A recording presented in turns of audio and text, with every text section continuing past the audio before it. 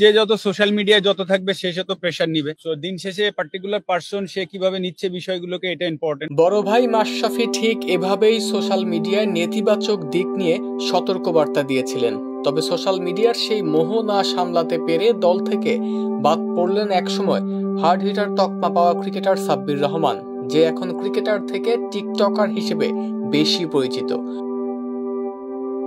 সুখে থাকতে ভূতে কিলায়, বাংলা এই প্রবাদটির সার্থকতাই যেন ফুটে ওঠে ক্রিকেটার সাব্বির রহমানের কর্মকাণ্ডে। খেলায় মনোযোগ না দিয়ে ব্যস্ত থাকতেন টিকটক ভিডিও বানানোয়। ব্যাস, যা ধারণা করা হচ্ছিল তাই হলো। বিশ্বকাপ দলের সুযোগ পেয়েও শেষমেশ অস্ট্রেলিয়ার বিমানে ওঠা হলো না তার। সুযোগ পেয়েও বারবার ব্যর্থতার প্রমাণ দিয়ে বাদ পড়লেন দল থেকে।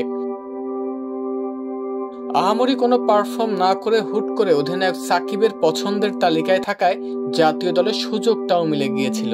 খেললেন এশিয়া কাপ ও ত্রিদেশীয় সিরিজ, পারলেন না কোনো ম্যাচেই নিজের নামের প্রতি সুবিচার করতে। আর তাতেই কপাল পুড়েছে এই ক্রিকেটারের। মূল দল থেকে বাদ পড়লেন, তার পরিবর্তে দলে সুযোগ পেয়েছেন স্ট্যান্ড বাই তালিকায় থাকা সৌম্য সরকার। হুট করে এশিয়া কাপ ও বিশ্বকাপ দলের সুযোগ পাওয়ায় সাব্বিরকে নিয়ে যতটা না আলোচনা হয়েছে তার থেকে বেশি আলোচনা হয়েছে তার মাঠের বাইরের বিতর্কিত সব কর্মকাণ্ড ঘিরে। এই সময়টায় মনের আনন্দে এত টিকটক ভিডিও বানিয়েছেন সাব্বির, যা ছাড়িয়ে গেছে তার রানের সংখ্যাকেও। বলা যায় মাঠে অফ ফর্মে থাকা সাব্বির টিকটকে ছিলেন ইনফর্ম।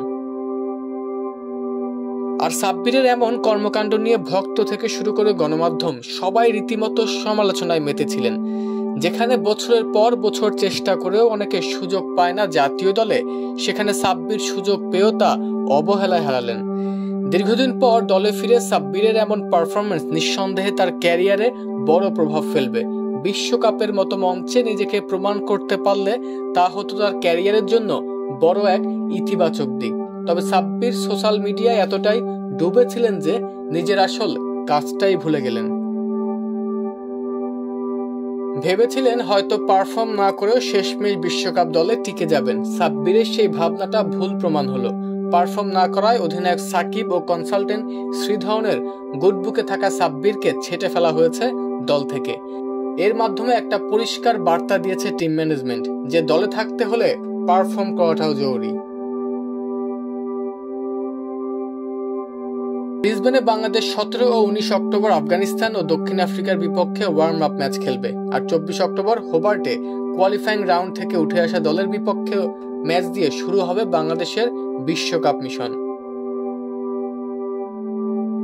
সাব্বিরের মতো বেহাল দশা টিম বাংলাদেশের। এশিয়া কাপের পর ত্রিদেশীয় সিরিজও ভরাডুবি, সব মিলিয়ে ব্যর্থতার চাপে কোণঠাসা টিম টাইগার্স।